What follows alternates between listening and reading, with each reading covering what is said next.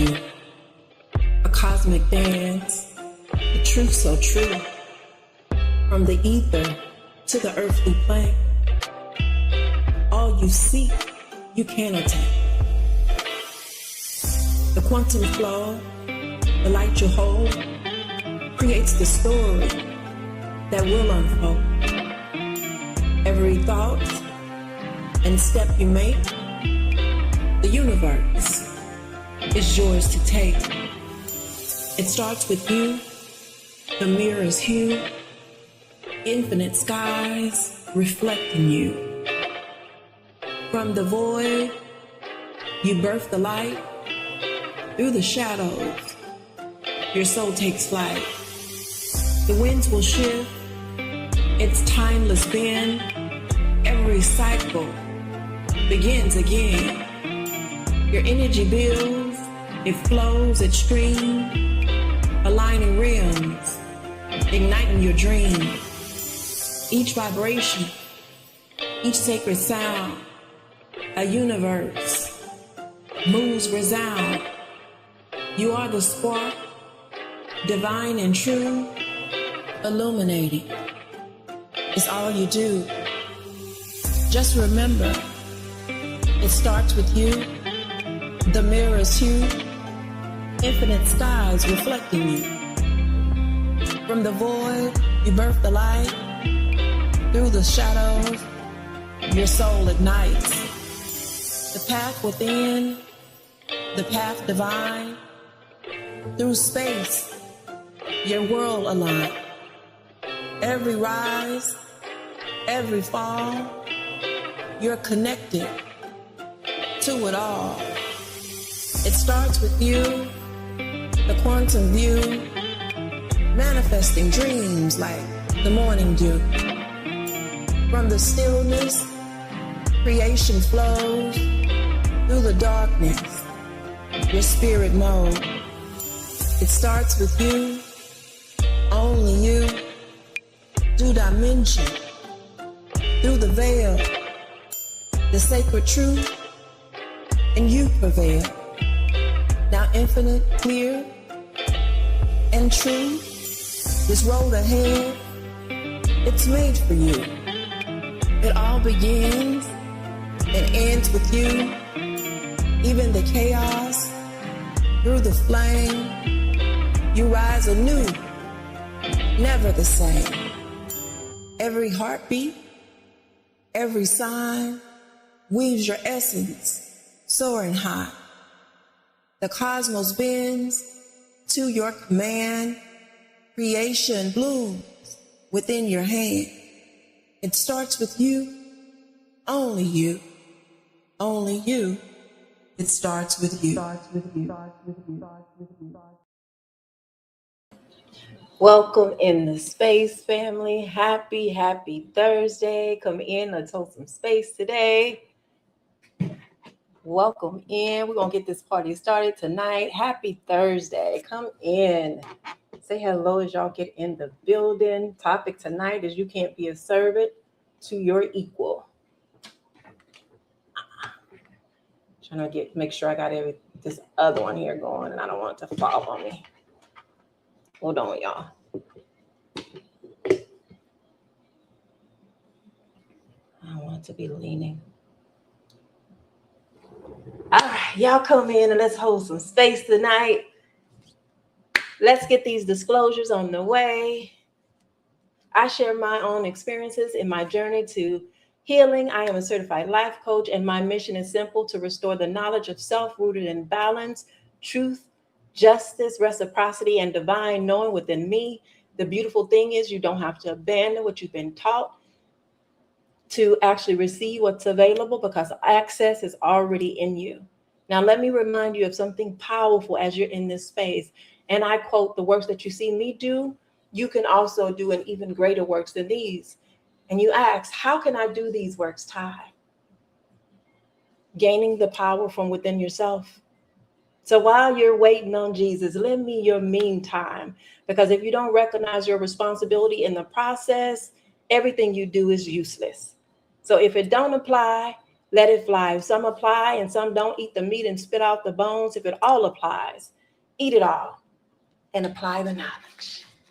Topic tonight, you can't be a servant to your equal. Now, we're here for a short time, not a long time, I think. It depends on where the spirit leads me. But before we get into it, I have to always start this thing off by setting these intentions. So we're going to start by taking a deep breath, and I'm going to invite you into the space as we go on this journey of unfolding, not just physically, but mentally, emotionally, and energetically. Take a deep breath for me. Notice what's happening in that space and let your body move in coherence with whatever is showing up past your lungs. Let that breath go past your lung into places where hesitation lives, the places where you've been waiting for clarity, waiting for confirmation, waiting for something outside of you before trusting what you already feel. Sit with that. We're not rushing tonight. We're going to take our time. We're not defending. We're just open to what shows up and what the possibilities are that reveal themselves in this space. And we're not arguing about belief. It's about understanding how you've been taught to see yourself, where you've been taught to look for answers, and why something in you already knows, but you've been trained not to trust it. So tonight we set the intention to come back and become aware of where we've been waiting and hesitating and placing something outside of ourselves above us without realizing. Because real understanding doesn't start outside, it starts within. And as we move throughout this space tonight, stay open, stay curious, ask yourself questions, ask anybody a question. If it doesn't make sense, we're going to start questioning those things and be willing to see what's been there the whole time. Now, in this, I recognize my part in it. What's mine start with me, and what's yours should start with you. And I say, and so it is. Hotel, welcome in, family. Happy Thursday. We're coming in here and hold some space tonight. And I gave myself permission to take my time and do it right. So welcome into the space. My name is Ty Simitawiza, and I welcome you into the space where it starts with you, where there's no shame, blame, or judgment. However, we do hold ourselves and one another accountable. But here in this space, we do things a lot different than probably what you're used to. So prepare yourself to take your shoes off at your own house. Take your shoes off and relax, because we're going to be here and hold some beautiful space about some things that we need to unpack tonight. So if something comes up for you while you're in this space, put it in the chat. If you rather remain anonymous, send it to my inbox, and I will hold space with you on behalf of you and keep you anonymous. So let's start here, because I already know how this lands for a lot of people. You're watching this thinking, here she go again, somebody else trying to argue religion. But this ain't that. That ain't what we do over here. I have no reason to argue, but this is deeper than just an argument. This is about, and all that get understanding. That's what this is about tonight. And I say this to you with my chest: no souls are free until all souls are free. I know y'all ain't used to that, but that's what we do over here. I just happen to understand the origin of this information, and I understand that this information allows you to expand where in the places that you were limited. And the reason I'm even having this conversation is because of some responses that I got on my Facebook, and I decided I wanted to come in and just talk about it and have a conversation about it so we can clear the air. My sister said something important. She said, my post created low self-esteem and confusion, and I didn't give you a way to build your self-esteem and confidence. And she was right. I didn't tell you how to build your confidence. So instead of get defensive, I'm going to do something, I'm going to do something a little bit different. Even though nobody asked me or inquired about how to build self-esteem, I won't be in my flesh and not see the opportunity for growth and openness. I will take what she said and I'm going to be a model for what it looks like. And because the information was too much to post, I'm here in this space tonight, and I'm going to go through and we're going to unpack what it looks like from experience. How you may know it, how I know it, and we're just going to lay it out on the table. So in Kemet, we aren't just one thing. We are three. The Ba, the Ka, and the Ak. Say that one more time for the people in the back tie. The Ba, the Ka, and the Ak. And we're going to unpack those tonight as we move throughout the space. I decided to make it my business tonight to bring clarity to the confusion that I actually started. And I give myself permission to do that tonight. So the topic tonight is you can't be a servant to your equal. What does that mean, Ty? And how does that connect with being born into sin? If you were taught you were born in sin, it will never, you will actually have the mindset that you are beneath something without even recognizing it. And when you see yourself as beneath, you won't just believe it, you'll move like that.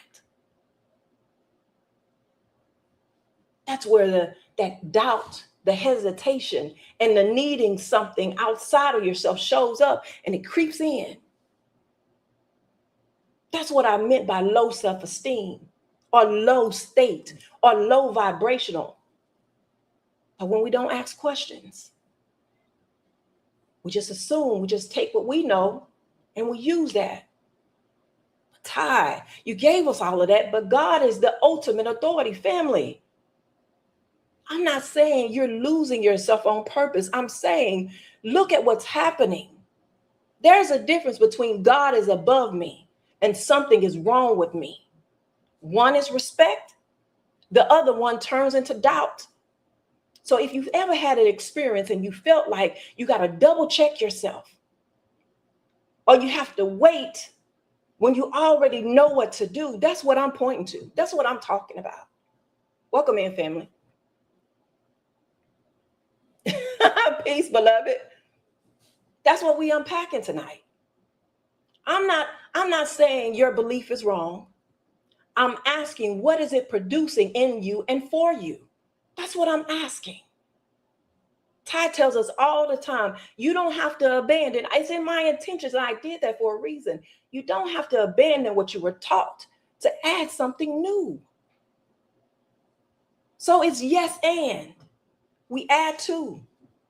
You don't want to take away from your experiences because you learned a lesson from them.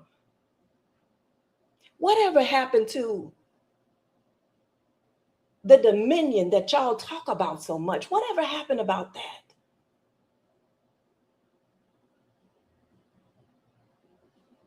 That's what Ty is pointing to. So being told that you were born in sin, what I saw wasn't disagreement. It was patterns, different people, different wording. But the same foundation is showing up over and over again without an end. Just on this hamster wheel, welcome in, fam. Just on this hamster wheel of doing the same thing, expecting different results. And we would still be going today if that conversation kept going. If we would still be going back and forth. And every response still pointed back to something started when something started wrong. Something needs to be corrected. Something outside of me is requiring me to make it right, to make me right.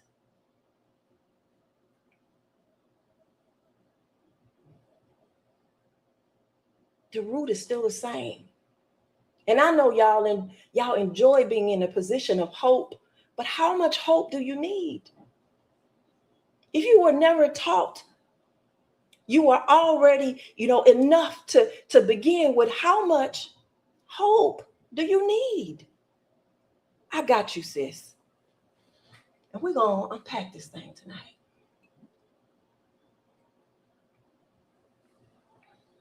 You'll keep needing more and more hope, because without knowing you're enough, hope becomes a substitute for wholeness.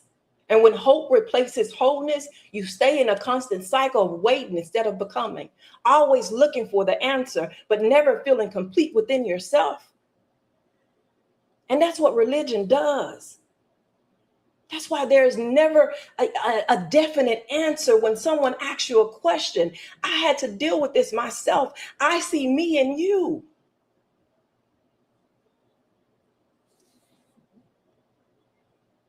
I did what you're doing.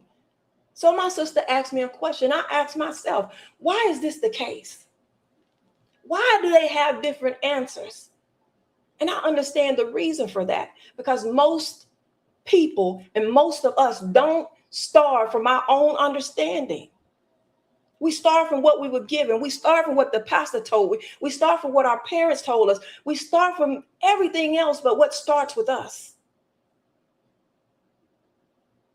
Ty, if that's the case, why does it sound so different? But it isn't. We are not, and I'm going to say this with my chest, we are not born in sin.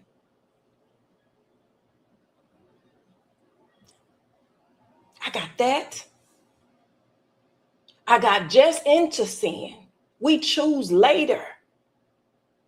I just mean the world is broken. These are the replies that I got. This is what y'all said. And it sounds different. I'm born in sin. I was born into sin in the world that has sin. The world is broken. It's not the people. But if you listen closely and you think, the foundation hasn't changed. This starting point is still something is off about me in the beginning. Period. What we don't recognize is the brain is wired to ask questions without your permission. And whether it's familiar, that's what it will accept, good or bad. Now let someone like me, like Ty, come into the space and say, let the questioning begin. She started to ask you questions. It's not going to feel like a conversation anymore. It feels like something's threatening. And I got to prove I got to prove that she's wrong, because that's not how it's supposed to be.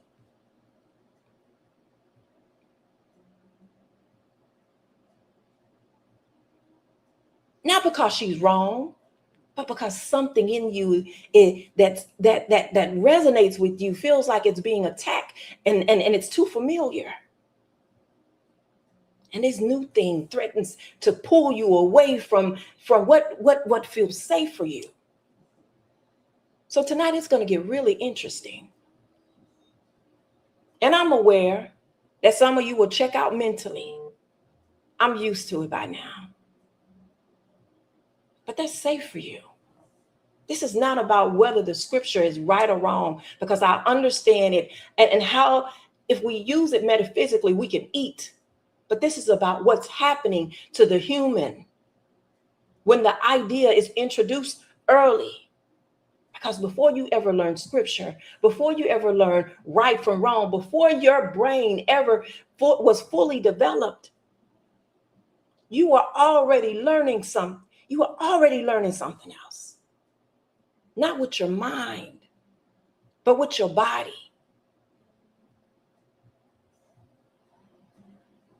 And your body was asking questions you didn't even have words for.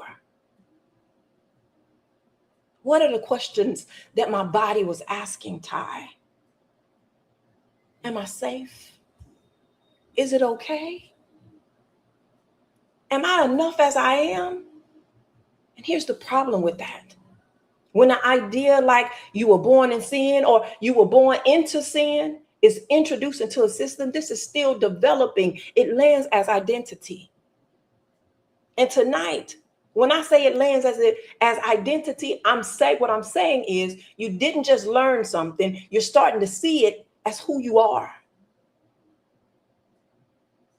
And when that happens, it doesn't just sit in the mind.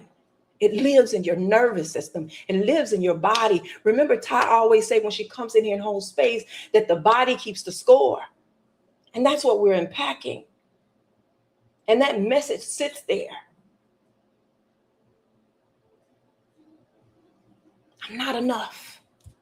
So now you don't think you're enough. You feel it. And when you feel it, you move like it. How do I move like it, Ty? I'm glad you asked. When you move like it, when you start to second guess yourself, even when you already know the answer, second guessing. You move like it when you wait for somebody else to confirm what you felt first. You hesitate before making a move that you're clear about. You feel guilty about trusting your own thoughts. So what does that look like in real life? You'll say, I'm waiting on God.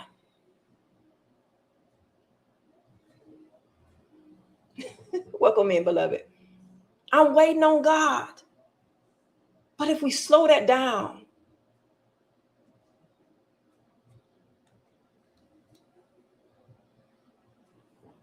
are you waiting or are you hesitating because you don't fully trust what's already in you? And this is not about disrespecting God, your religion, whatever you see it as. This is not disrespecting. This is about recognizing how we've been trained to move. Because let me tell you something about history. The people who created the most power and abundance, they don't wait. They build systems. They take control. They move with authority. They enforce it. This white supremacy systems, they came into our land. These people came into our land and colonized and took what they wanted. That kind of movement doesn't just come by sitting and waiting on something.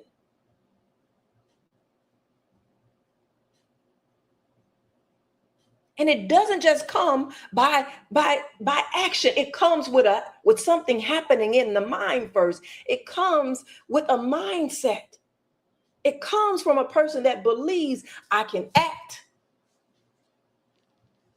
I have the right to decide. I can shape what happens next. They don't experience the same level of hesitation. Their minds are organized. It organizes itself around decision, execution, expansion. And that's how God moves. If only we recognize who we are. Let me tell you something. In y'all's text, when God was moving, if somebody needed land or he wanted them to have something, he didn't say wait. Thank you, beloved. He didn't say wait. He didn't say hesitate. He told them, go and take it. And not just one person. He told them whole nations where they instructed them. He instructed them to move like that. Don't wait on it. Go and claim what you want. Step into it. Act on it. Now, let me be honest what it looked like. Taking land by force, going to war to secure it, displacing entire people and entire nations and taking possession of what remained. That's not soft. It's not passive. It's not, I'm going to pray for you. I'm going to turn the other cheek. It was not that.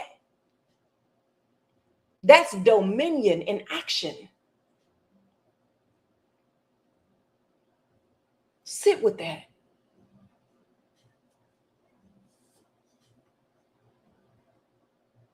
Because the same system that showed that side power through movement taught you to disconnect from yours. Make that make sense. So now we got to ask real questions. Why were they taught to move with authority while you were taught to wait for permission?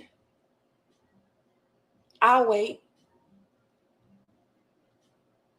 They didn't wait for confirmation. They moved like they already had it. What did it say? Speak things as though they are. Where does that show up? And now you're waiting on what they would have acted on. So you should go and ask Pastor. When you go to church on Sunday, go and ask Pastor when he tell you, God told him to tell you to wait on that job, to wait to buy that house, to wait to start that business. You ask him. Y'all got to start asking questions. Ask him, Pastor Levi, Pastor Sam.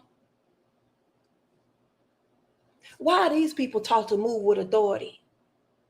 Why are you teaching me to wait for permission? Why we're being taught to just pray about it and sit on it. Topic tonight, you can't be servant to your equal. Pastor them know this.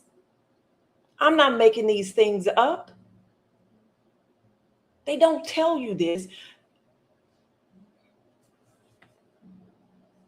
because they know too that you can't be a servant to your equal. If there was even a subtle confliction, shaped to feel, I need confirmation. I should wait. I might be wrong. Welcome in. Hey, Miss Berry. I haven't seen you in a while. Peace, beloved.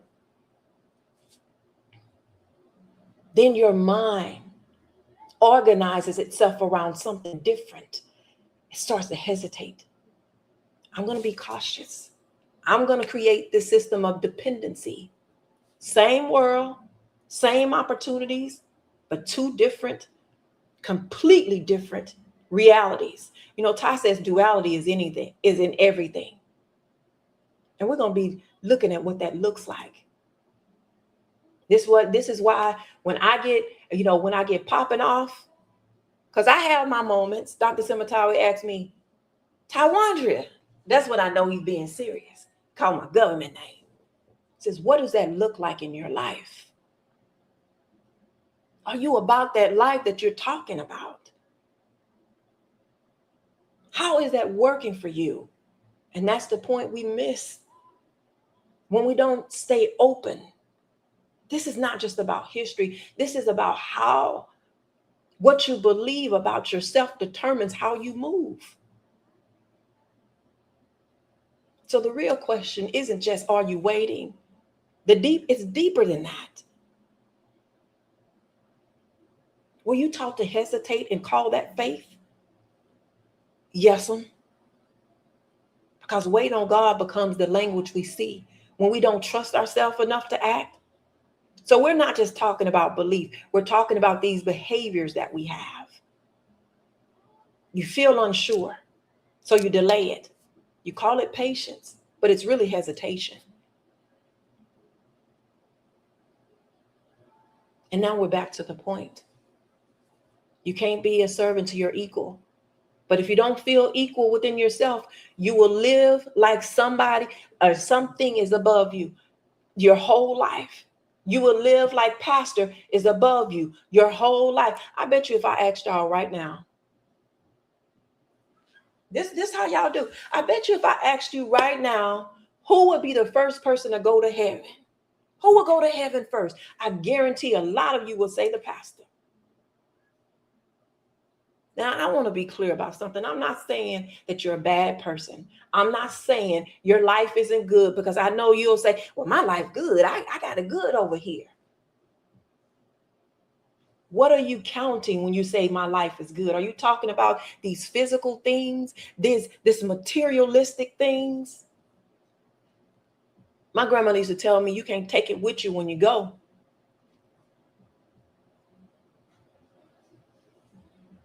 I'm saying, let's look at what it does, because this can be harmful. Why can it be harmful, Ty? Because anything that teaches you you're not enough on your own, you need something outside of you to be okay, you shouldn't fully trust yourself, creates an internal gap.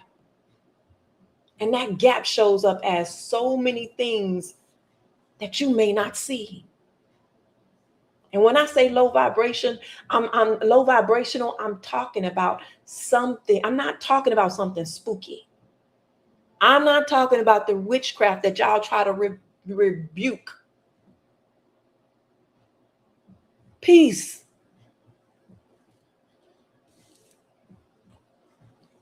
Peace. That's what we should be looking like. Looking at them like. I'm talking about a state of your system. Are you operating from fear or certainty? We unpack certainty.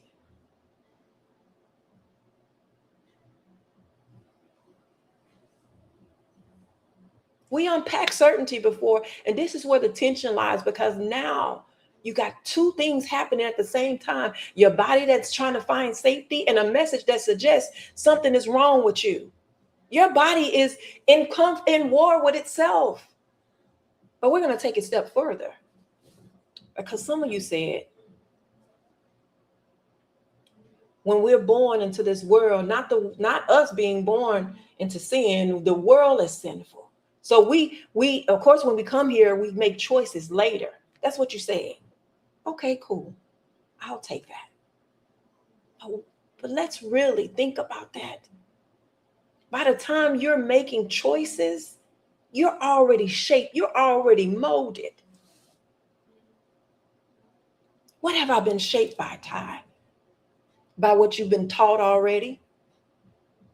What you've been exposed to? What was repeated to you? What your body learned before you could even think? So now you got choices. You don't have a clean slate. Your canvas has already been muddied before you even said daddy and mama.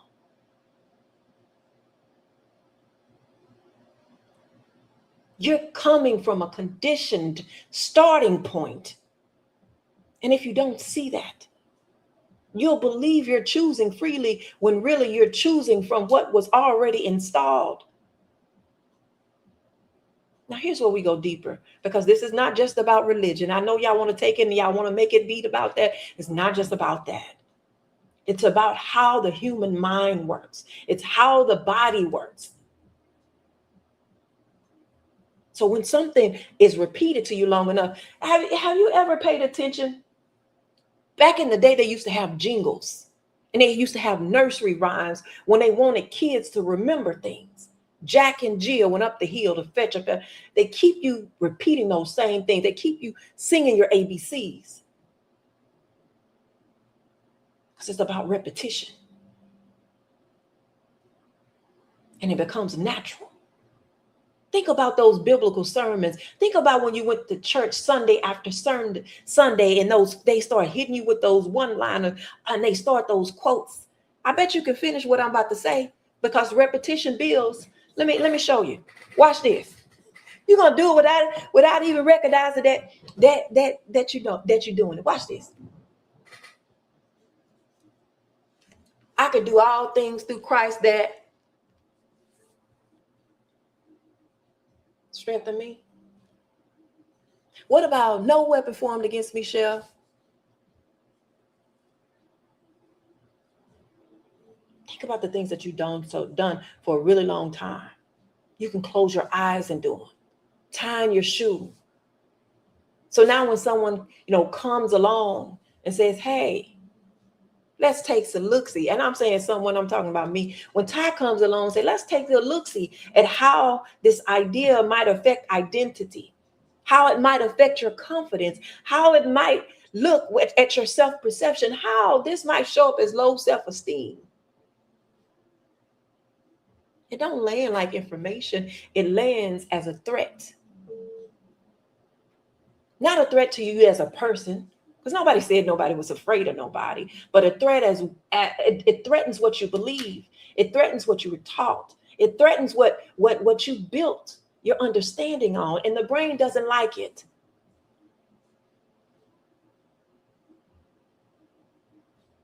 Because your brain is not designed for truth first. It's designed for survival and familiarity. So this thing that Ty is talking about it's not familiar. So what does it do? It defends. It's going to get there and say, I usually don't do this, but it explains, it justifies, it doubles down. And I know that because I've been there. There was a time where if you challenge what I believe, I didn't go into curiosity. I went into defense mode. I was putting up my set. I was just ready. You can't tell me about nothing about my God. Not because I had all the answers, but because something in me felt threatened. And over time, I had to sit with all this information that didn't match what I was being taught, that didn't match what somebody told me. Y'all have no idea how I struggled with having to come to the understanding that the information that was given to me, not just once, repeatedly, and what I thought was truth started to unravel and fall apart right before my eyes.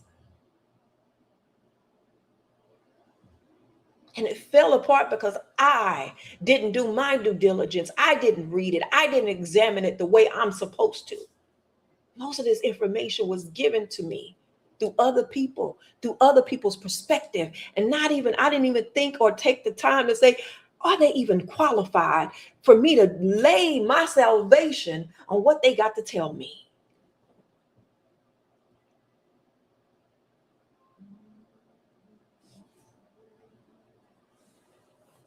Only for them later to come back and say, oops, I lied again. I did it again. I lied again. What I told you back then ain't the truth because I read and I meditated on it a little bit more. Now I got something different than what I told you originally. It's not that way anymore. I won't apologize for it, though, because that's how I understood it at the time.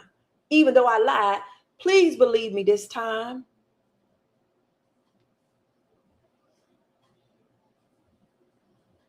And I fell for it time after time again. Without knowing the origin, you will fall for this foolishness. We're all sinning and falling short. When in reality, it says once you become new, you should go and sin no more. And that's what we're doing here. We're thinking. We're repentance. We're thinking and thinking again. And I am asking you questions of why.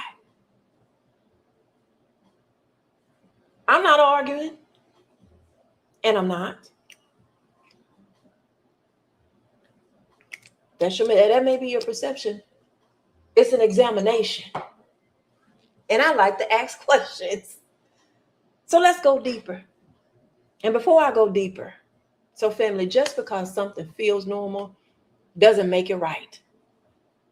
If you ask a lady that has been in a domestic violence situation and has been in it for a long time, I know what that's like because I've been there. That was normal to me. But it did not make it right. And just because you learn something doesn't make it true. So now that we opened that up, and you can start to see how what we was taught early can shape how you think, feel, and move today. Because you're not just thinking, you are layered. And if you don't understand the parts of you, you will keep trying to fix something without ever knowing where it started. And I don't want you to just hear this. I want you to experience it. Now I want you to take a deep breath real quick. Just get back present, because I know Ty says a lot of things that ruffle feathers. Just get present. Just take a moment to center yourself.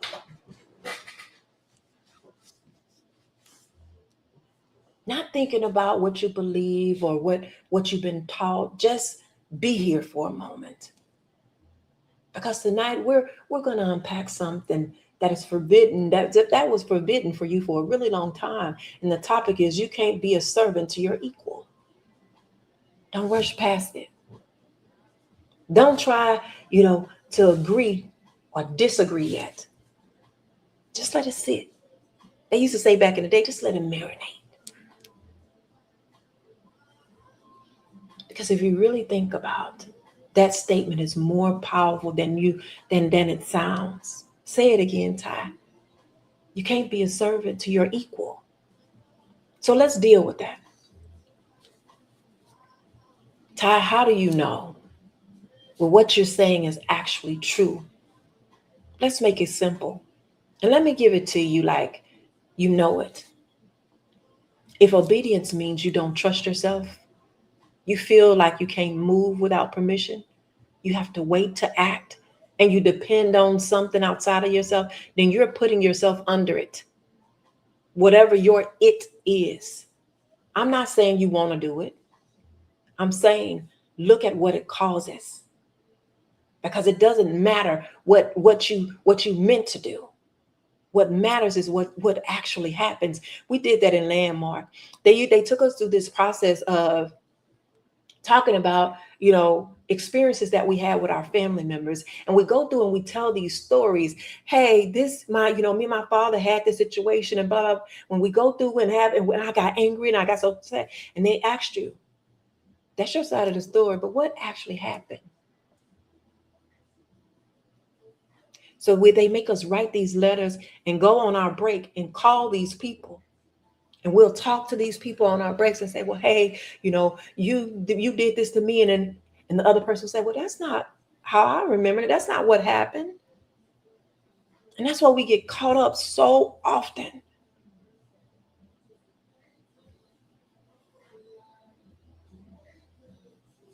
So let me show you what I mean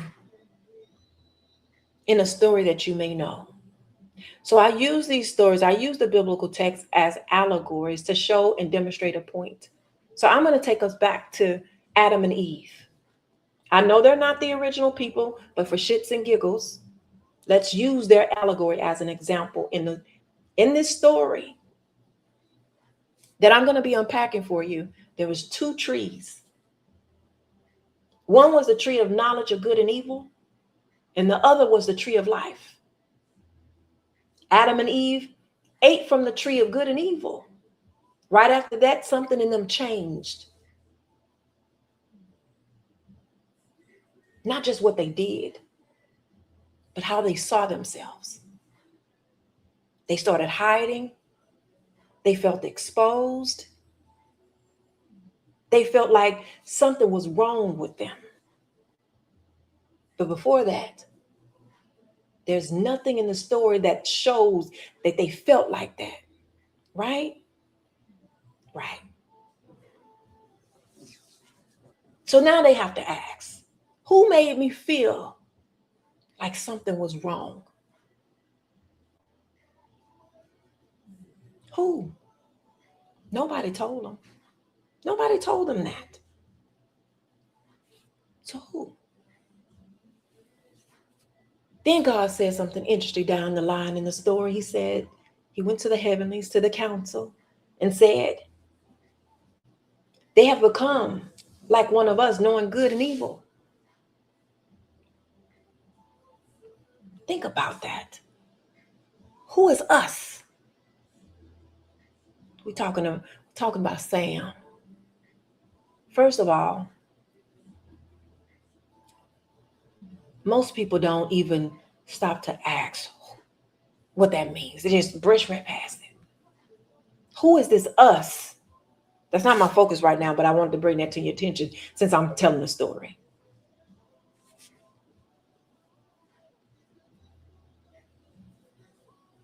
He said, if they eat from the tree of life, they'll live forever. So they got put out the garden. Now, here's the part that doesn't make sense if you really think about it. How did they even understand life and death if they never ate from the tree that gives that knowledge of life? I know y'all pastors watching. Put it in the chat. How did they know? I'll wait. I ain't gonna hold my breath. I'll wait. DM it to me if you know. How did they not only get the knowledge of good and evil? I know how they got the knowledge from that because they partook in the tree of good and evil. But we shouldn't know anything about death, Fiddler.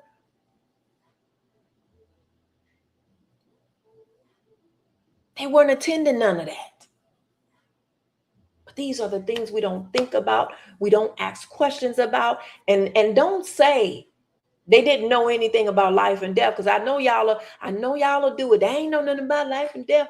Better go and look at them books that they took out. Because Adam and Eve tried to kill themselves in them books they took out. No, they didn't. Go and look. But back to the story. This is what you're supposed to do. When something doesn't make sense, we need to be questioning it. But instead of that, we just accept it and try to explain it away. Or I tell folks, don't question God. Pay attention to what you did when I asked that question. When I told you to go and ask your pastor, pay attention to what showed up in you at that time. When you stop asking questions, you lose your ability to think for yourself. So I had to ask myself, why would they really put out Ty?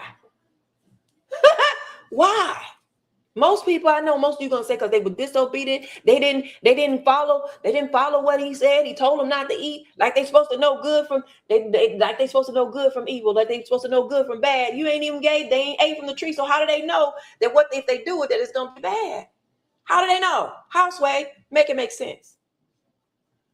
Because their eyes didn't come open until after.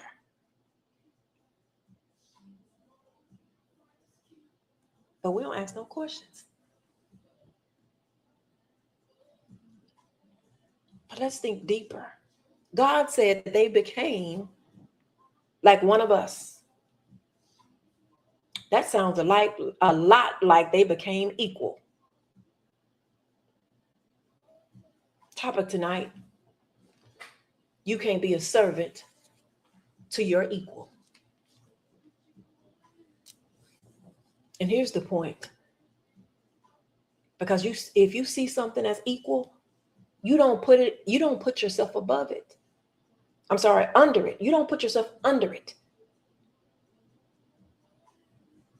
So did God say to himself, I don't want nobody to function like me. I don't need them to be equal to me. So go on and get. You look good going. Something changed in how they saw themselves. And God knew it. If y'all start teaching like this at y'all church, invite me because I'll come. And I will. What they did, they took on the duality of good. That made them feel like they were less than. I know y'all think I'm off topic, but I'm not. This is a bill, and all of this connects. Everything that Ty unpacks will connect.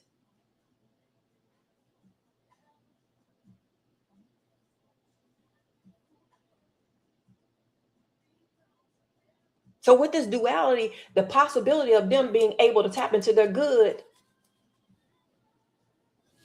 was also there.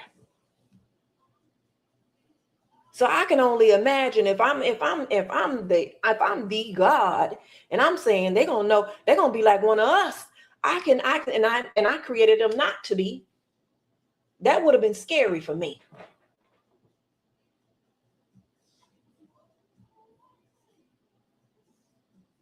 That would have been scary that they would wind up seeing that they were more.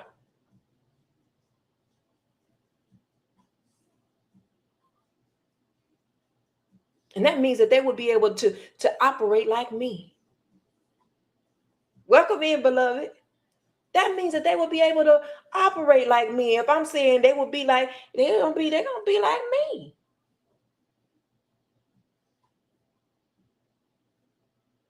But the narrative that they were given was you are less than.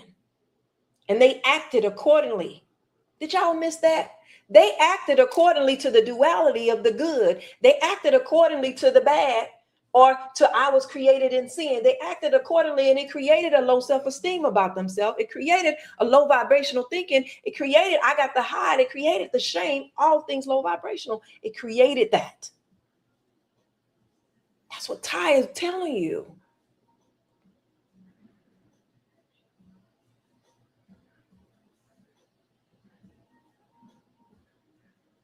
Family, once you feel like something is wrong with you, you will always look for something outside of you to fix it.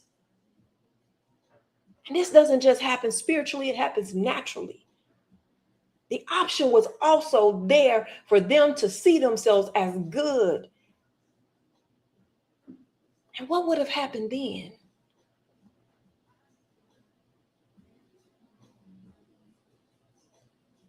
This don't just show up in your body, in your mind, and how you move through life. Because the moment that belief is introduced, something within me is wrong. Your system starts to adjust to that. They used to tell us back in the day when I was an athlete, when I was in sports, they were saying, if you think you can't, you won't.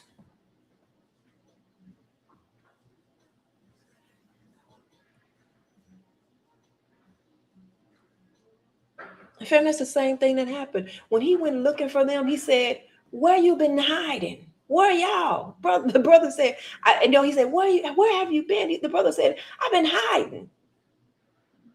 Hiding from what? That's the nervous system operating from that alertness, from that fear, from that protection. That's what happened when you're in that low vibrational state. You're going to be fearful. You're going to be looking for, you're going to be hyper vigilant. When you're looking outside yourself, that's what it looks like. Welcome in, family. Hey, Doc.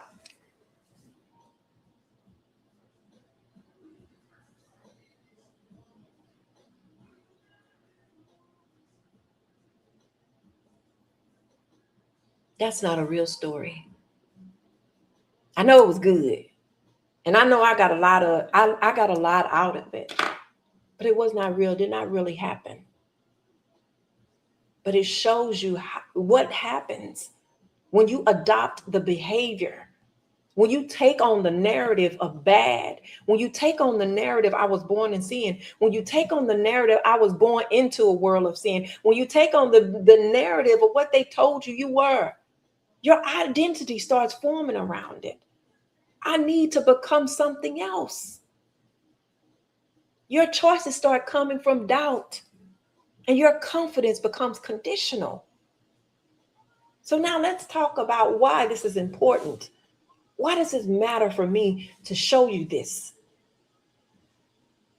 Because I'm not just giving you information, I'm showing you the foundation. Because if you don't understand where something starts, you won't understand why you keep showing up the way you do, why those things keep showing up, and why Ty brings things into the space.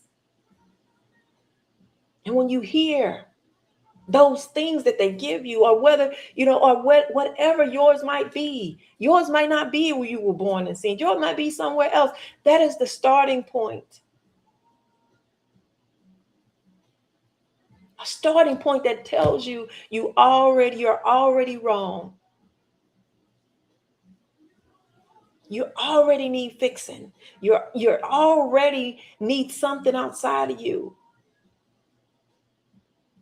And if that's your starting point, then everything you build after that will come from a place of lack. So when I show you Adam and Eve, when I show you shift, when I show you how perception changed, I'm not talking about them. I'm showing you what happens to you. Because the moment they saw themselves as not enough, they hid, they withdrew, they changed how they moved. And that same pattern shows up today. So this is important so that we can see this. You should be able to see it at least anyway. So now the real question becomes, who told you that Who told you you were beneath anything in the first place?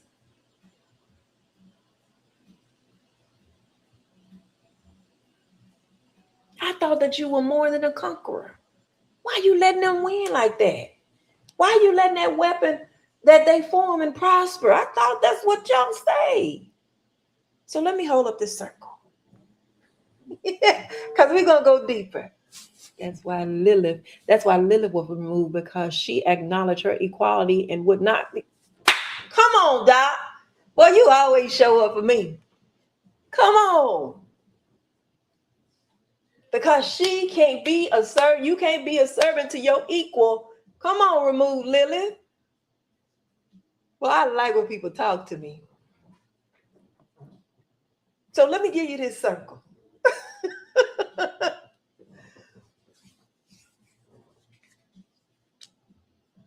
Because I feel the anxiety in this space.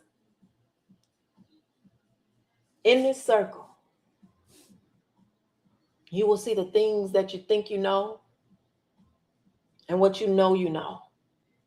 So in this circle, your current awareness, your beliefs, your understanding, your identity, the things that you built your life around will be in this circle. But outside of this circle, outside of your circumference of awareness are the things you don't know. And not just the things you don't know, the things you never thought to question. I'm great, beloved. Thank you. Now, this is where it gets real, because what creates lack, low self-esteem, low vibrational states is not just one thing. It's not just that one idea that Ty unpacked or gave you guys in a short Facebook post. It's not just that. It's a system of teachings that shape how you see yourself before you ever question it. So I want to take us back to the womb before we go another further, because I got to give us the science on this thing that I'm talking about. So before we had language, before belief, you were in your mother's womb. Your mother wasn't just carrying you, she was carrying her stress, her fears, her trauma, her beliefs, her sense of worth. She was carrying what she thought about herself. And understand this, your mother's womb was your first environment. So if she felt stress, her body releases a signal. It releases stress hormones. It releases tension, survival energy. So when she feels peace, her body releases a different signal. Calm, regulation, safety. And you are connected to the entire system while all of that is going on. Because while you're in the womb, you're surrounded by this amniotic fluid. And that environment is not neutral. It responds to her body. Now, as this baby is forming, I'm not saying the baby is thinking in words, but your body, as in the mother's womb, you're registering information. You can think of it like her state creates this chemical signals. Imagine different colors. Let's say information that's passed through the environment. When she's stressed out, we're going to say things turn red. Let's just say that. It carries one kind of signal, but when she's calm, it's going to carry a blue or green. And you're developing in this red and blue and green system. And you're picking up on all of this. So before you ever formed a thought, before your prefrontal cortex developed, your nervous system is already learning. Is this world safe or not? Is it blue or is it red? Now, I'm not saying that they know the colors, but I'm giving this to you this way. That is the first language, what that body is picking up for you. Not words, sensations. So now understand this. You're not starting from zero when you get here like you think. You're not. Hear that. You're starting from a body that had already been exposed to condition, oriented. Not identity, but patterns. And that's important because those early signals become the foundation of how you respond later. So that choice that we're talking about, I can make my own choice.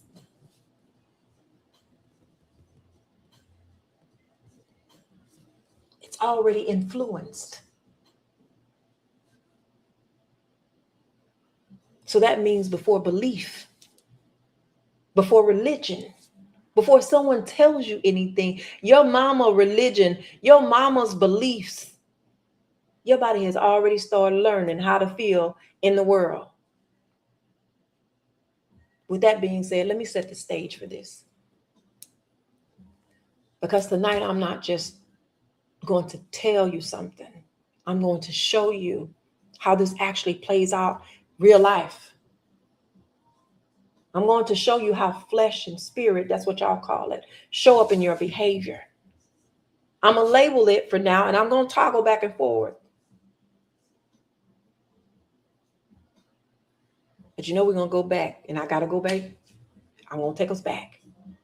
Most of the time, we don't even recognize it.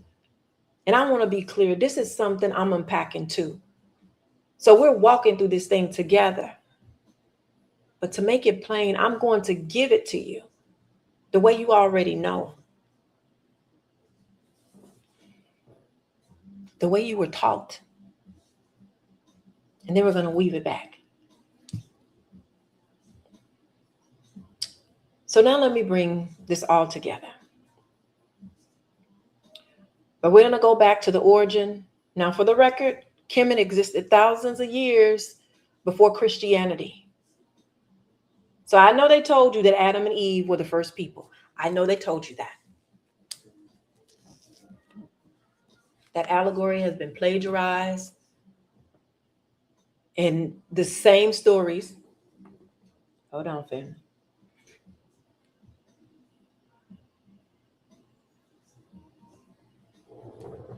Some of these same things are on the walls of Kemet. But anyway, there's three things that I mentioned earlier that we talked about. The Ka, the Ba, and the Akh.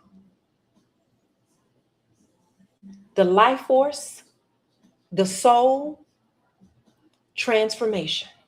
Three things. You're looking at a system that was already established long before Christianity was formed. Let me put it on your screen over here. You guys won't be able to see it, but I'm gonna tell you guys.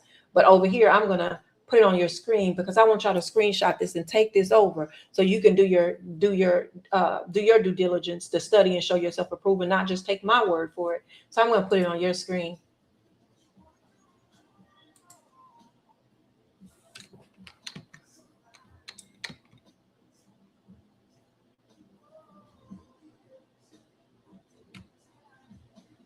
Let me share my screen with you guys.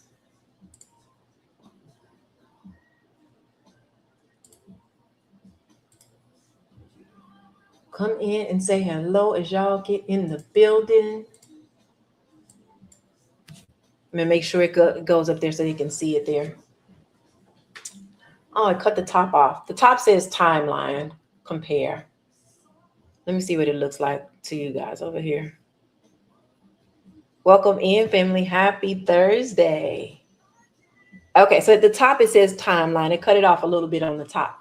But I want you guys to see that.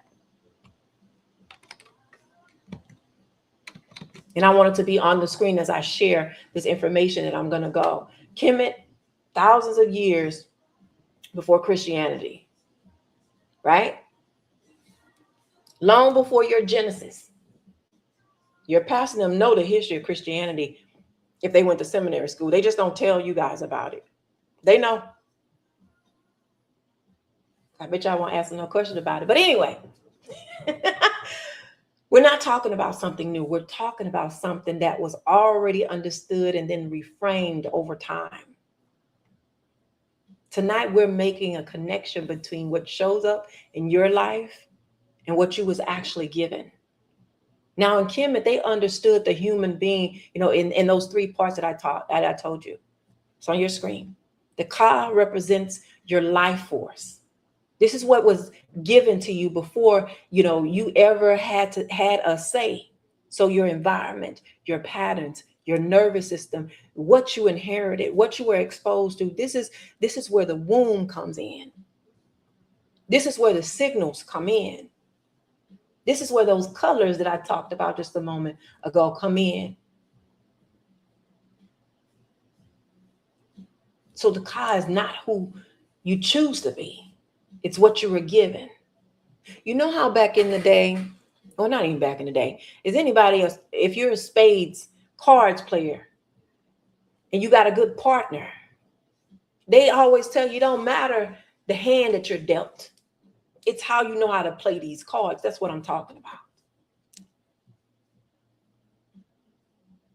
But the Ba, this is your soul. This is your awareness, the part of you that can observe, that can question, that can choose. This is the part that we lack on in religion. But here's the key.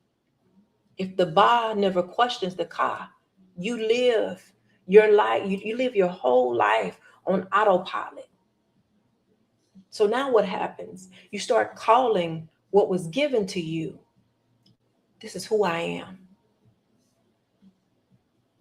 And that's where most people stay. Between the Ka and the Ba.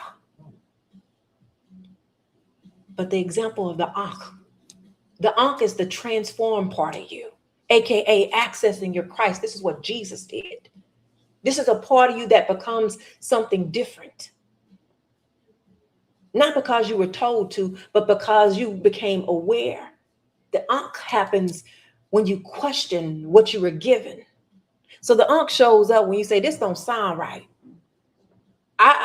It don't sound right, don't feel right. Let me examine this. You see it clearly for what it is, and you choose differently. So now you're no longer controlled by the Ka. You're no longer asleep in your Ba. You step into your Ankh. Now let's bring this into what you've been taught. Because the same structure shows up as flesh, Ka. This is what y'all use in religion. Flesh, soul, Ba, spirit, Ankh. But there's a difference. And I'm going to lay out the difference for you. In Kemet, it's about becoming whole. In religion, it's framed as you are flawed. You need saving. You must reach something higher. So instead of being in a process of awareness, it becomes a system of dependency. So when I talk about the Ankh, I'm talking about the version of you that is no longer controlled by what was given. You're taking ownership. You're tapping into your dominion. You're doing what God did.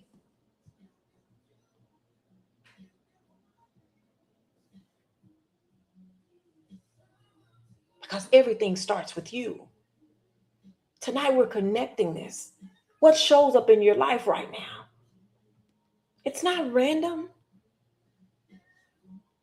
I know that was a lot. So let's go to your text and let's see what it looks like. Good idea, Ty. You're welcome. So I'm going to give this story and we're going to unpack it. A man went to Jesus and asked the question. He asked and said, what must I do to inherit this eternal life that I just want to be a part of? I just want to be a part of this thing. Now catch this. Isn't just a question. This is someone who believes he already understands religion.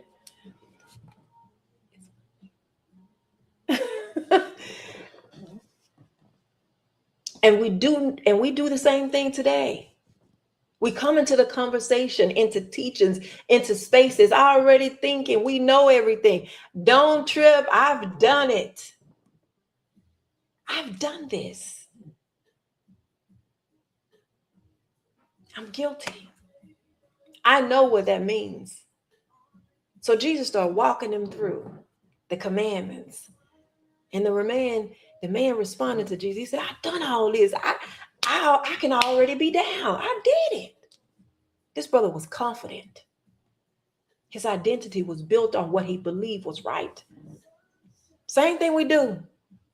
I already know the scripture. I already understand that.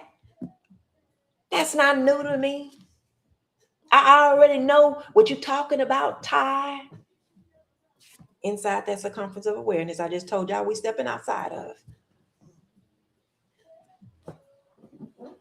Not even realizing we're responding from what we were taught, not what we're actually, not what we've examined, not what we know for ourselves. Then comes the real challenge. Jesus says, all right, I think you might be okay.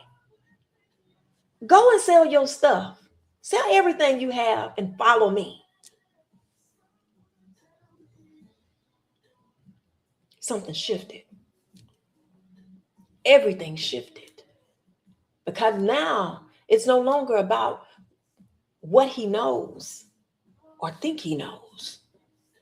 It's about what he's attached to. Religion. The text says he went away sorrowful. Let's slow this thing down. Let me get my music together. He went away sorrowful. He didn't walk away because Jesus was wrong. He didn't walk away because it didn't make sense. He walked away because it challenged what he was holding on to. That was familiar for him. His identity, his security, his sense of self was all tied into the things. Woo! I'm vibing now. Am I making good time? I think I'm making good time. And we do the same thing. When something challenges us, we don't always sit with it. We defend. We explain. We say that's out of context. We say things like, you're taking my words and you twisting them. That ain't what I said.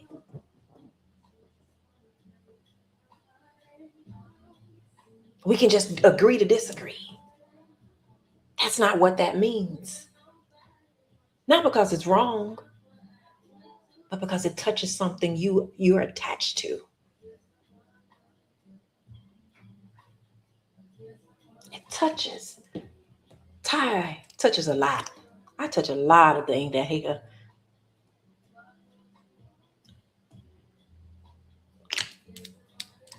So let's make it plain. Curiosity shows up first. He asked the question. Protection showed up next. He walked away when it cost him something.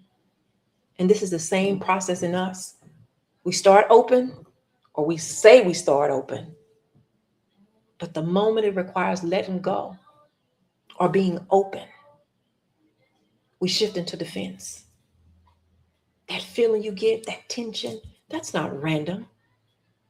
That's the moment when two things are happening at the same time. Part of your awareness. Thank you, beloved.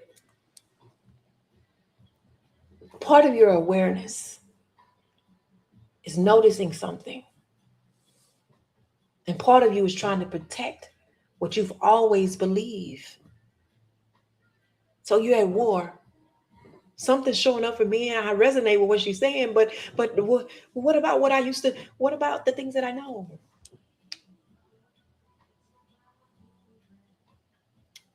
And if you've been taught, and what you've been taught is tied to your identity, it's no limit to the defense that you'll stay up all night going back and forth with Ty. You will.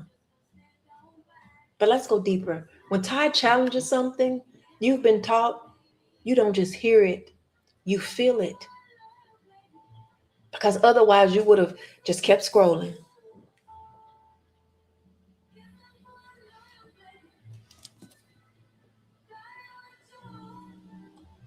Because it's not just information being questioned. It's what shaped how you see yourself, how you see God, truth, and authority. So even if you can't explain the reaction, there's a part of you that knows I'm connected to this for some reason or another. Let me take this off y'all's screen. I'm sorry.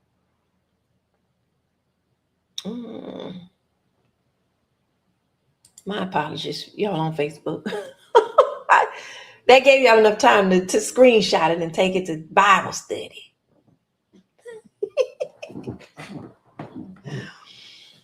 No. You have to ask yourself why. And tonight that's what we're doing. We're asking ourselves why.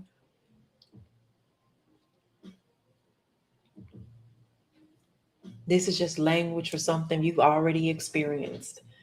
When something new is presented, you recognize it, you feel it. Something clicks. But then another voice shows up and it tells you, this is just who I am. And this is what I believe. What Ty's saying makes sense. It makes a lot of sense. But this is how it's always been. This is how I always seen it. Now your intention. Do you stay in what you was given when you're faced with situations like that? Or do you step into being, what's being revealed? Are you open? Even if it's limiting. I wouldn't. I couldn't stay there. I couldn't stay with the confliction that was showing up in that space. And that right there is what we're talking about tonight. Something in you resonates with what Ty says. And that feeling that's in that's in the space between who you were taught to be and who you could become. That brother from that story didn't just walk away because he didn't understand. He walked away because he did, and it cost him something. Family, the greatest resistance to truth is not ignorance. It's attachment to what you believe is true. So I can already hear it. I can hear y'all. I don't understand what this has to do with low self-esteem and your pose. I don't understand what it's about. It's a build. Let's clear it up, because what I say to you right now, while your mind is fully developed, and I'm saying this with my chest, does not create self-esteem in you. It don't. Now it might trigger something, but it didn't build it.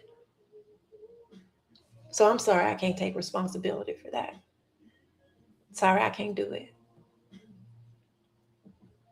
But let's unpack where it does come from. Let's go back to the mother just for a minute. Remember, she's not just carrying the baby, she's carrying all the things. But now you're born. But you're not capable of thinking yet, but your body already knows tension, calm, alertness, shut down. Remember? You feel before you think. Before you ever learn right from wrong, your system has already been introduced to safe and not safe.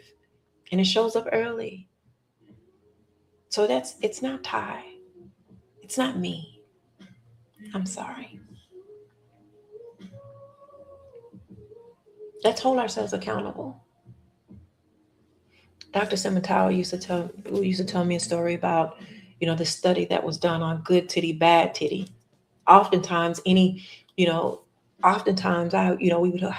actually said it to me a few times, but when we would have this conversation, he was explaining to me how it would work and how babies would pick which boob they would want to nurse on. And if any of you have had babies and breastfed before, you understand.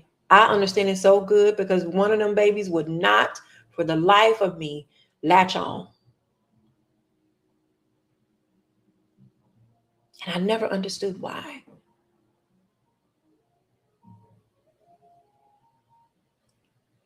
Sometimes the baby will latch on to one side with no problem, but reject the other. But the baby can't talk. They don't have language. So what are they responding to? Feeling. One side may feel more relaxed, more regulated, more connected. The other side may have more tension, more stress, more inconsistency.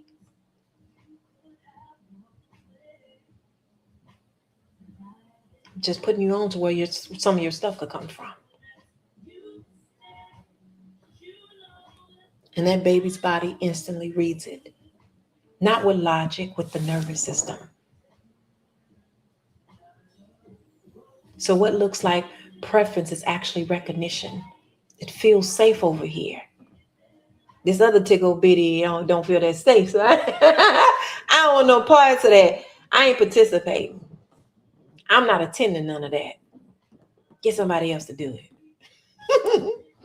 And that's how it starts. There's only experience. It's in the experience. I say it all the time. It's in the experience. I used to say that all the time. It's in the experience. In the experience. And this is the same place Adam and Eve were in. Before anything was labeled, they were just experiencing life. I'm just fancy free. I'm just walking around naked. I don't nobody know nothing about no nakedness. No judgment. No, I'm right. No, I'm wrong. Just being. Everything was what it was. Until something introduced the label. And once you get that label, now you don't just feel it, you judge it. Then words get added. Let's unpack some of those words. I'm jamming up here. Welcome in, family. Happy Thursday. We're still on Thursday, and we're making good time too. Let's unpack some of these words. Put a heart in the chat if any of these words resonate with you. When I say these words, let me know if you know what these are. We all have sinned and fallen short.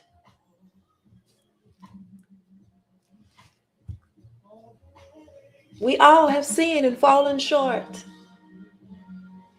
No one is good, not a one. Lean not on your own understanding.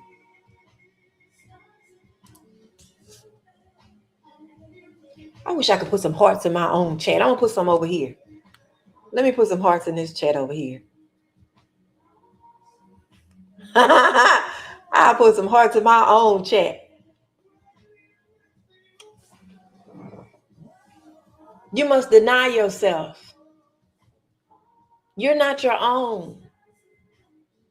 Submit yourself. The flesh is weak. Y'all better put some hearts in that one. The flesh is weak. Without him, you can do nothing. Look at that. Look at the words that were introduced to you. I don't know what age they were introduced to you, but they was introduced to me early.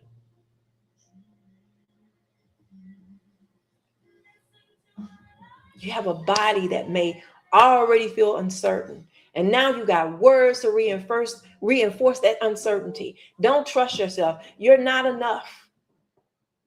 You need something outside of you. It shapes your nervous system, your confidence, your ability to act, because nobody is walking around saying, the Bible told me to doubt myself. I'm not saying that. So don't y'all go and lie on Ty. Don't lie and say, Ty said, the Bible saying. I ain't say that. That's not how it works. It's not direct, it's patterned. So let me unpack some of the things that you were told, that I was told.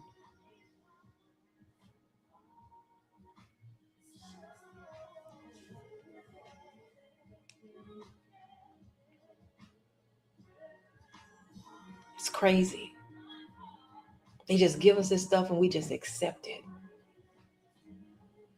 After hearing that, Lean not on your own understanding. How can I trust myself after I lean not on my own understanding? How can I even make a good decision about, if this is this the right man for me, if I can't even lean on my own understanding?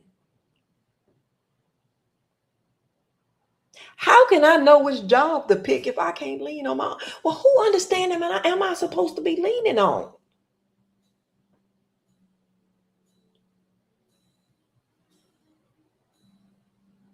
Now pause. What does that create? It creates self-doubt.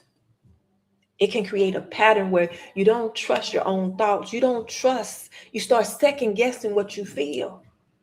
You look outside yourself before you move. You go and ask Pastor, what do you think?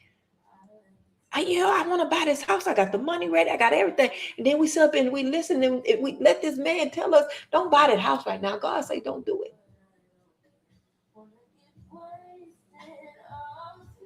Come on. You wait for confirmation.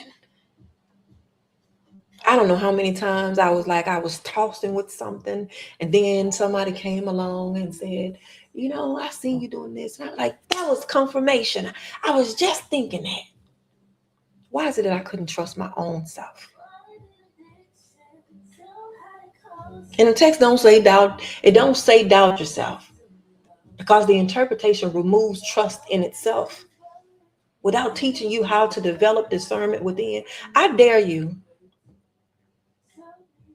And I'm going to send this out to anybody that is capable.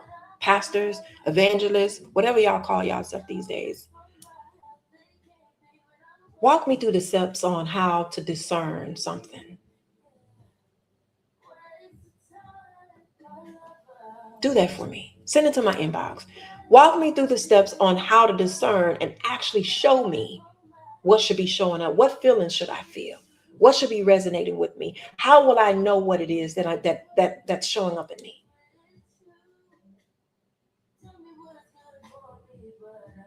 You won't get what Ty unpacks anywhere else. You only get it here.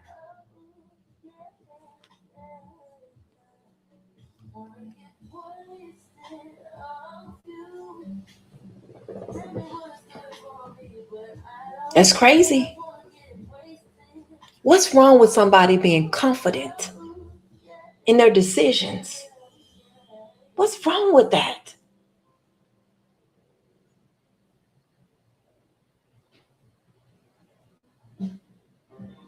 But let me show you this process. Your nervous system feels unsafe. Your identity becomes, I'm not enough. Your choice becomes, it comes from fear. Your confidence becomes unstable. Your action becomes hesitant, dependent, delayed. Now you're operating from lack and fear. And what do we see happen in the garden when they was in lack and in fear? What do we see happened?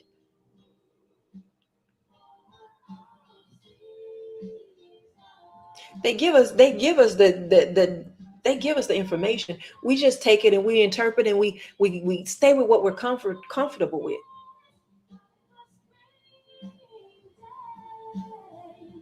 And guess what else shows up? Low self-esteem.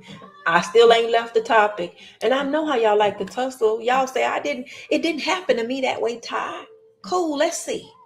Let's test that theory. And if you guys want to, put it in the chat.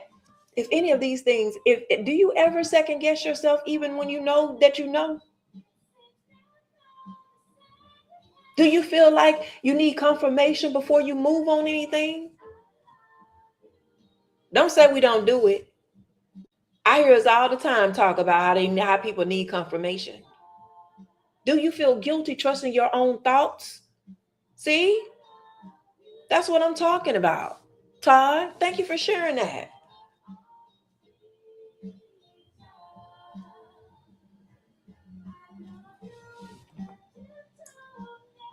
See? Thank you for sharing that. I guess it's Angelica. That's a pretty way to put that. This is what it creates. These are the things that we go through in life and we don't understand why.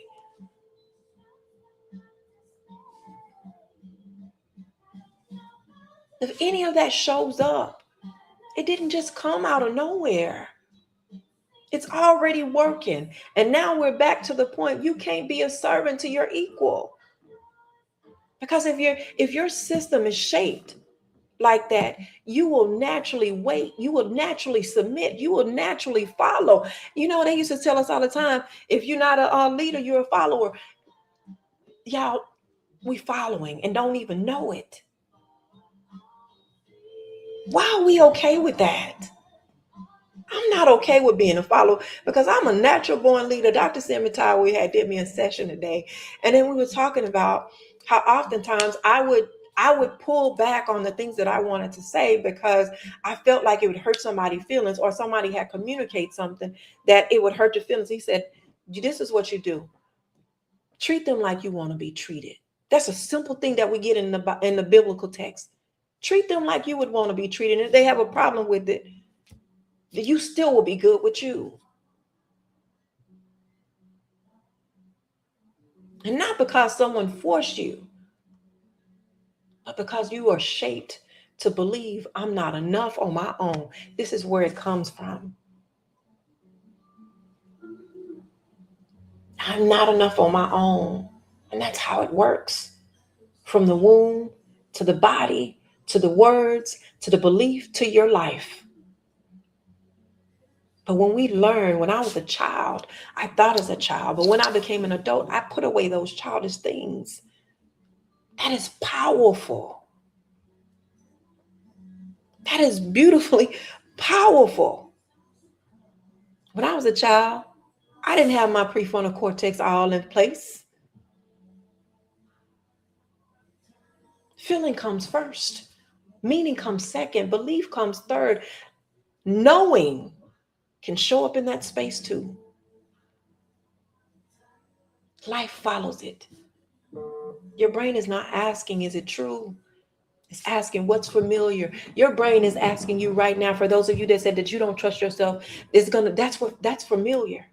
So that pattern continues in you. It will continue. It will continue and it will keep going until you learn how to trust yourself. That's a beautiful thing, to learn how to start trusting yourself. Your brain will protect you. So when Ty says telling people that they were born in sin creates low self-worth, or it creates low self-esteem, because that's what's familiar to you. And I'm not speaking on nothing I don't know. And I'm not just challenging a statement. I'm touching your identity, what you've built meaning on, what you've been standing on. And your brain is wired for protection. And just because you don't consciously see it, don't mean it's not there. It's happening. So even if you say and believe with all your heart that it's not happening, repent. Think and think again. You need to repent. And I'm not saying repentance in the way y'all think. I'm saying think and think again. We need to start using our African minds to think. And I had to find this out, this information. I had to find it out the hard way. Thank goodness I have a partner that helps walk me through some of these things, because I hadn't bumped my head a lot in life. And in this journey that I've had across this last, I'm going to say a good 7 years, I've been exposed repetitiously to information that debunked my beliefs. I mean, it was just like, boom, here you go. Boom, here you go. All the things that I knew to be true. And these things that I would say I knew wasn't because I witnessed it. It was because somebody else told it to me. It was because I leaned not on my own understanding. It came from some unverifiable sources. It came from people that can't even explain the simplest things. If you ask them, hey, what does this mean? And they get angry if you ask them. And not only that, this information that I was being exposed to, that I came into the knowing of, is just so logical, and it lays it out so beautiful. And it didn't send me on a merry-go-round. I could question it, and I always get an answer, even if it doesn't show up at that time. You know how they say he may not come when you want it, but it's right on time. I say it may not come when you want it, but it's right on time. This is why it's so beautiful to set intentions and to be intentional and lay things out and make it plain. Because if you ask powerful questions, you get powerful answers. It always reveals itself. And I want to break a part of it down for you. So when you look at the framework of religion, it's mapped out in a pattern. And I got a list for you before I get out of here. I ain't going to be on here much longer. And I got a list. And I want you to watch what this actually does, because you can see it. Number one, it's going to teach you to replace your questions with answers. What does that keep you from doing, Ty?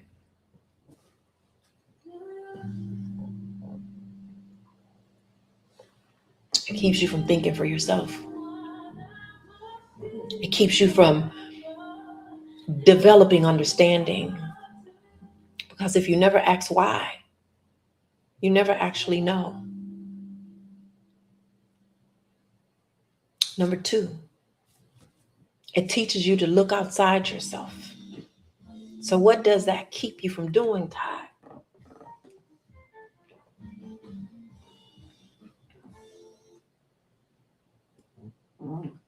It keeps you from trusting you.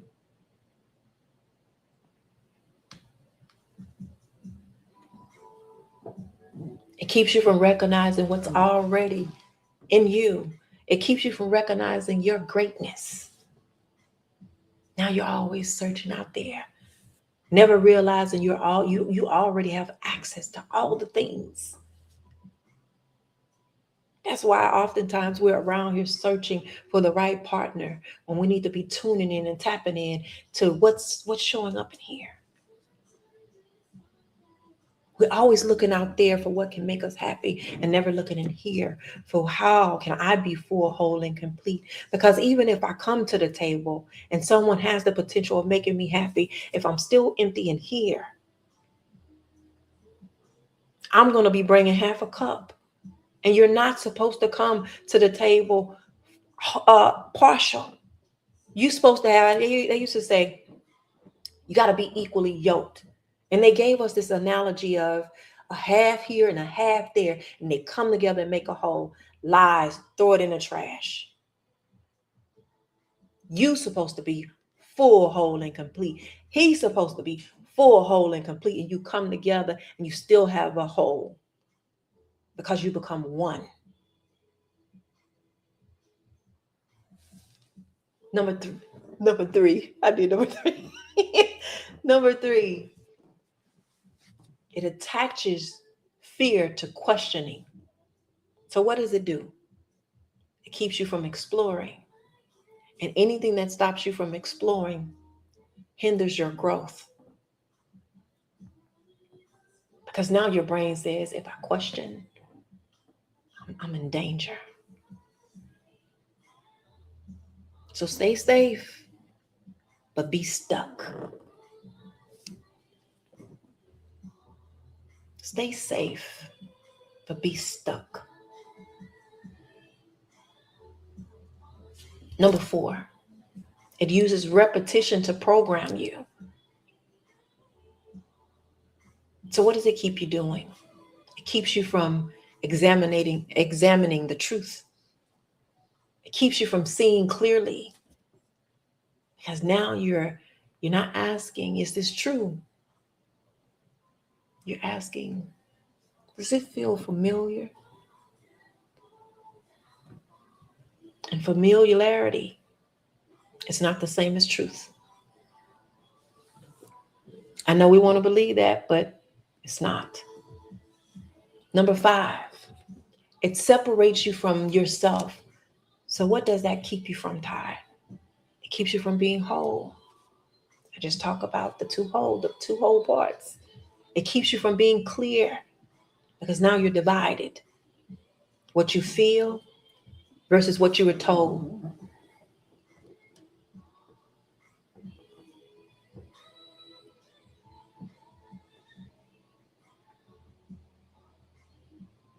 I hope you guys can still see me. It cut off on me for some reason.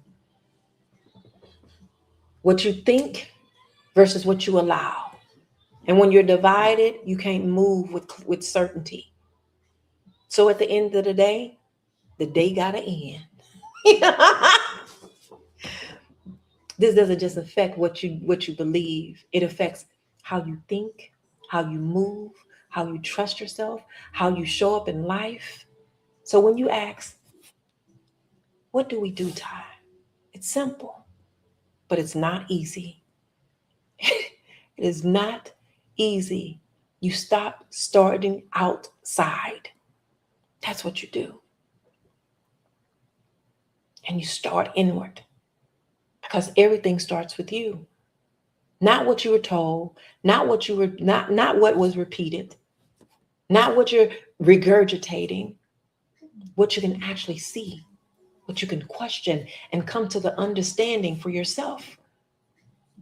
If you are only taught what to believe, but never how to think, then your work now is to come back to self and learn how to see again. I once was blind, but now I see. That's not what y'all take it to mean. Because real understanding doesn't come from just hearing something. It comes from questioning, testing it, and seeing it. That's biblical. Test everything. If I tell you what to believe, but never teach you how to think, you won't gain understanding. You'll just gain agreement. I just stand in agreement with it. I want to bring all this back away because this is never just about religion. And it wasn't. It was never just about scripture. It's about understanding. This is more because there's more to know than what we think we know. How what you was taught before you could question anything is still shaping how you see yourself today. And Ty has nothing to do with that. Because if you weren't introduced to the idea that something was wrong with you from the beginning, Ty couldn't even convince you that there's nothing wrong. You have to know that for yourself. Why is that, Ty? Because everything after you've been taught, you were born in sin, you're not worthy, you're a wretch, without him, you're nothing. We've all sinned and fell short. You will spend your life trying to fix it, trying to prove that you are enough. And if you never stop to question that starting point, you'll stay there. And that's why I said you can't be a servant to your equal. Now, I'm not trying to, tell you what to believe, because it's deeper than that. This is about asking you, have you ever stopped to examine your own beliefs, where they came from? Have you ever questioned what you were taught about yourself? Because what you felt was repeated. What became familiar, that became your foundation. And just because something feels normal doesn't mean it's natural. And just because something feels true doesn't make it doesn't mean it's ever been tested. A lot of these things that people tell you guys, they ain't never tested it themselves. If you never question what shaped you, you won't discover who you are. You'll only repeat what you've been given. So this post inspired that I posted. It was so inspired by responses on that post. Thank you for the work. I thank you. Because now I understand, if your mind is already made up, you're not gonna question it. I understand that. But we need to get out of that. You're gonna sit up and let your flesh and your soul take it away. So you won't be able to access your Christ. Y'all ask, what would Jesus do all the time? What would Jesus do? Your car, your life force, how you move, your body, your personality, how you express your akh, your awareness, your higher knowing.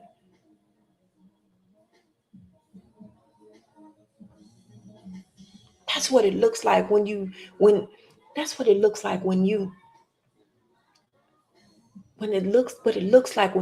it. Not just believe it. So the real question is not what would Jesus do? The real question is what you do with what's already in you. What would you do with what's already in you? Jesus said, greater works you should do. So what are you doing? To not reinforce, I'm not good enough. To not reinforce, I was born in sin. To not reinforce all those low vibrational things that are unconsciously in your life.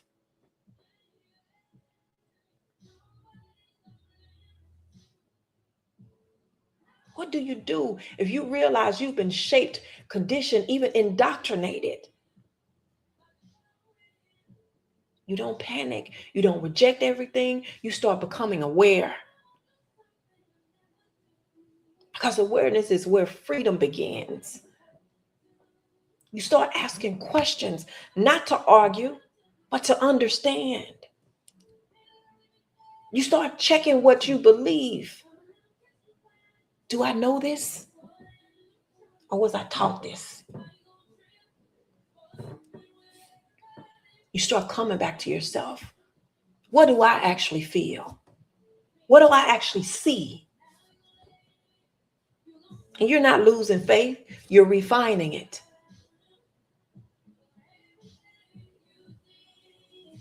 You remove what was built on fear, what was built on dependency, what was built on you being less than. And you keep what brings clarity, truth, and alignment. Because the goal is not to become lost, it's to become whole. Your ka, your ba, your ak. Where what you believe, what you feel, and how you move are in alignment with one another. I got finished just in time. So that's going to be it for me, family. I appreciate you guys coming in and holding space. Thanks for all the hearts in the chats and y'all coming in and showing me love. So I want to leave you guys with a quote.